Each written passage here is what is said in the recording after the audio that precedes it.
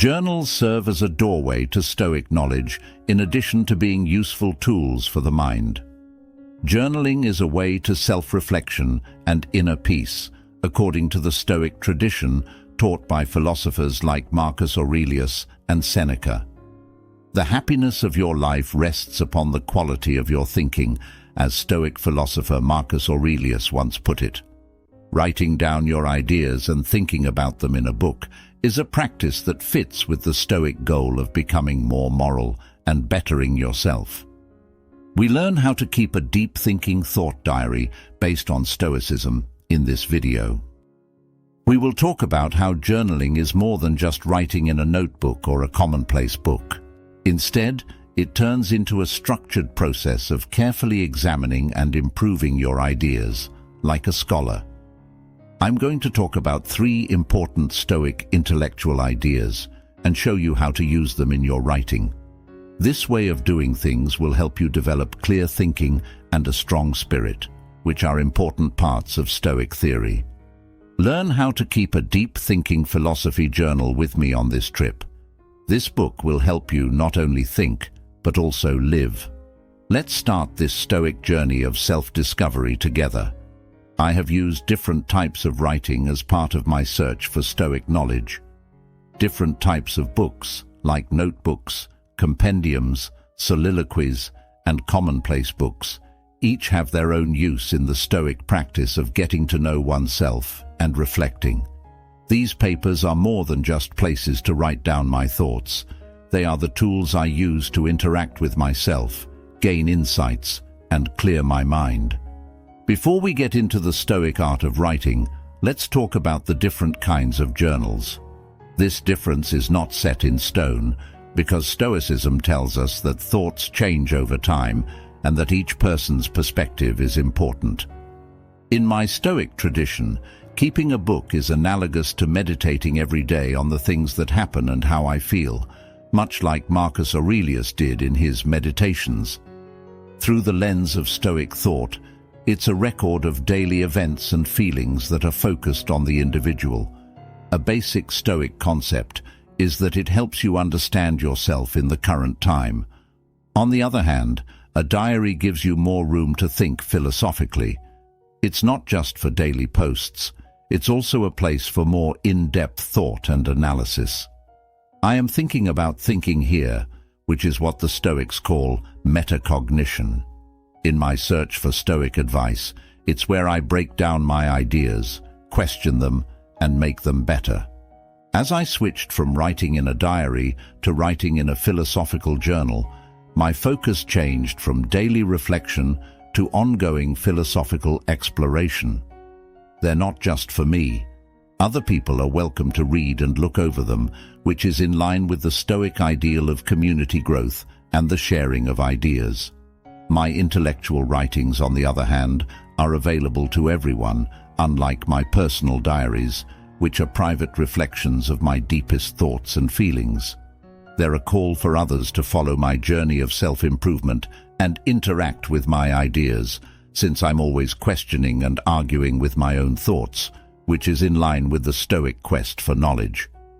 I keep a lot of different papers and journals to help me learn Stoic knowledge. Each one has a different reason for me on my intellectual path.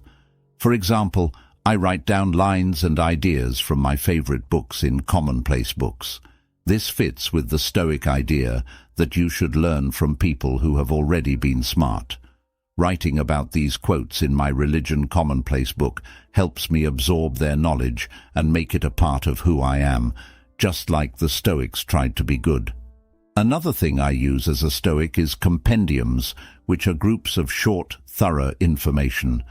Compendium means weighed together, which means a well-thought-out collection of information.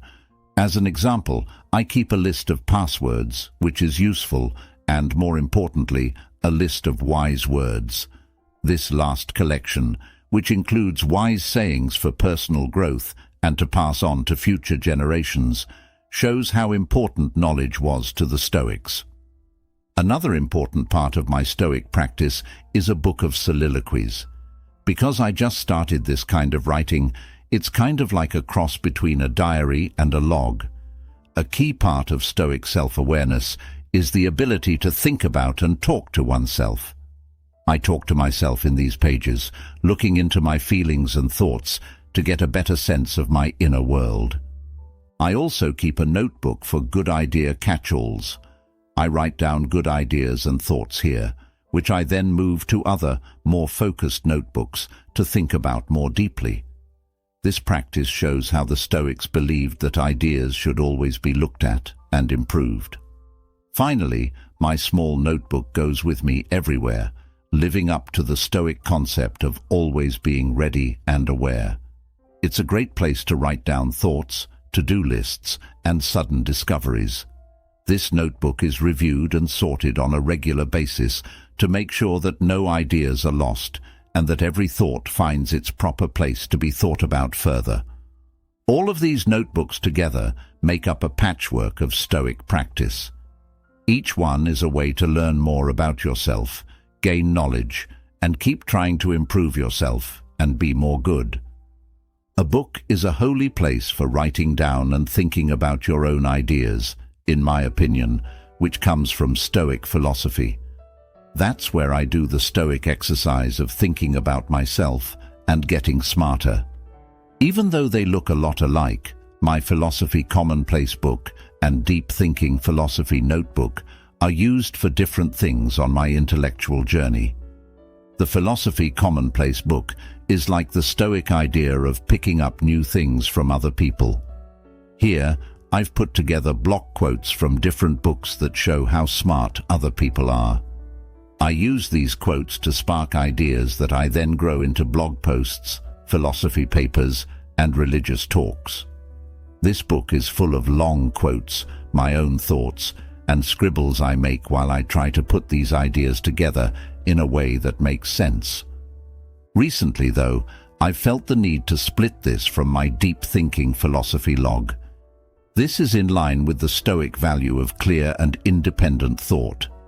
In this book, I start a trip that is more personal and private. In a quiet coffee shop, I take this book and start writing about one idea. Then I get really deep into my own thoughts. This is the perfect example of a Stoic way to practice critical thinking.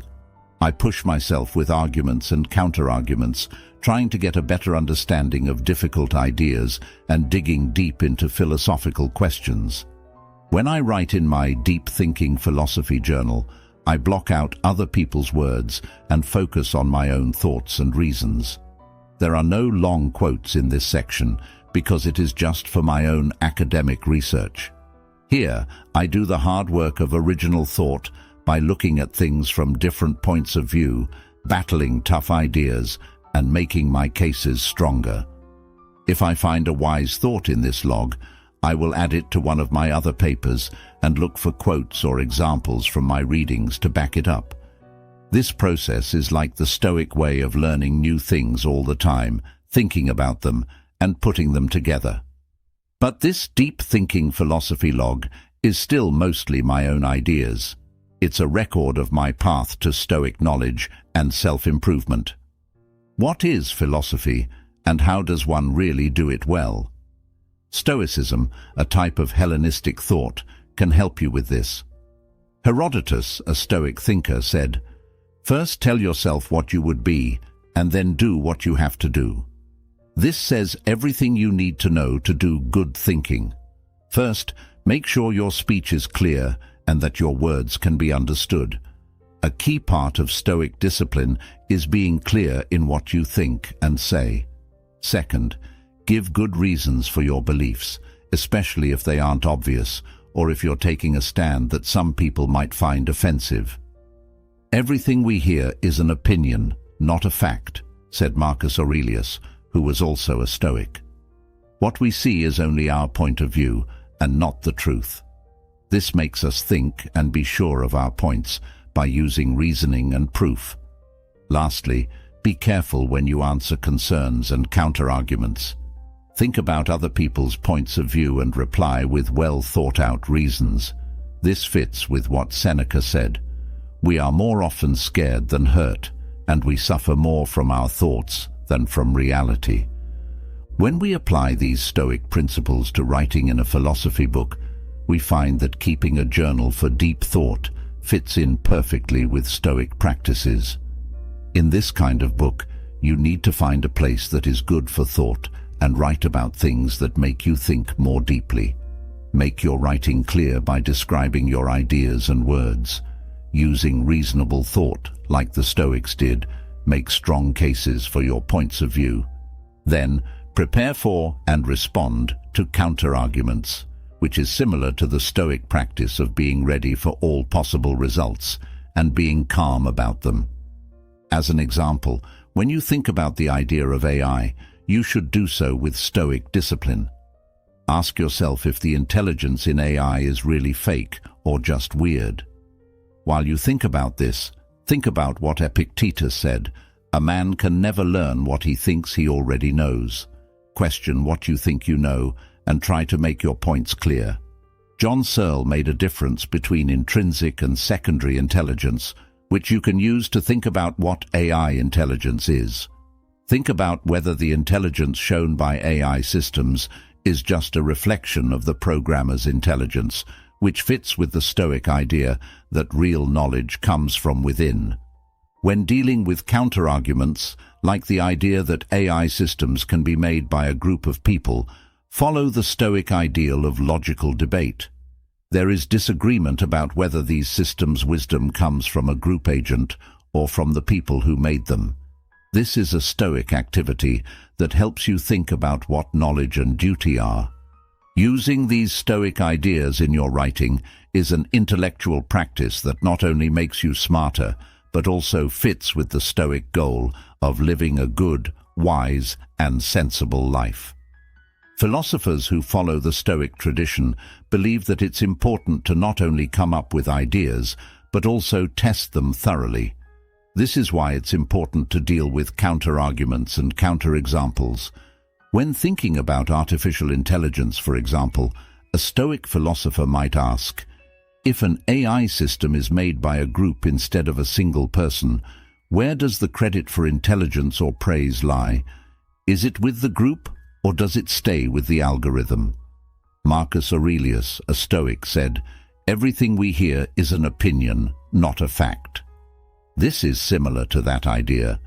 By breaking down these points of view, we follow the Stoic way of looking at things from different points of view. One possible response is to take a negative view of group agency, saying that praise or blame should be given to each person individually instead of to the group as a whole. As the Stoics did, this discussion breaks down difficult ideas into parts that are easier to understand. This is in line with Seneca's advice that true happiness is to understand the universe as it really is. This way of thinking about philosophy can be applied to other natural things, like trees or beehives. Does the way they behave and grow over time show that they are smart?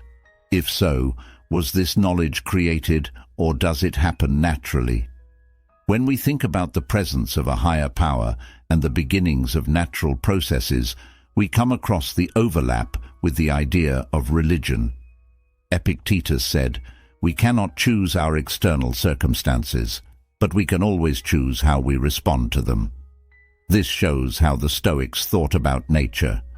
Even though these intellectual discussions are hard to understand, that shouldn't stop anyone from thinking deeply.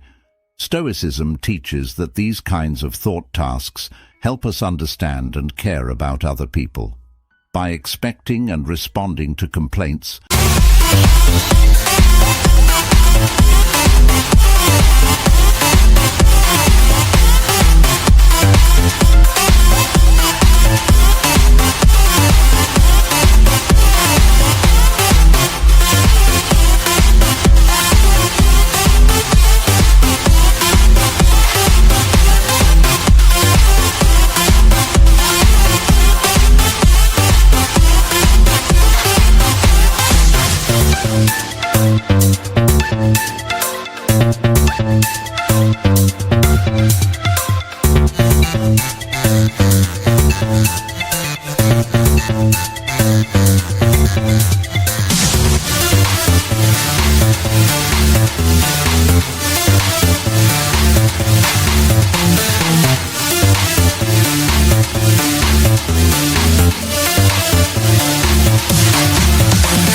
We practice putting ourselves in the shoes of others, which makes us more like the Stoics and more empathetic.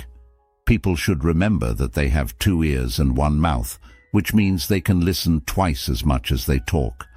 To sum up, if you want to write like a Stoic philosopher, you need to be able to think clearly, make strong arguments, and think carefully about counter-arguments. This process not only makes the mind sharper, but it also fits with the Stoic goal of becoming good through knowledge and reasonable thought. I'm excited to learn from you now.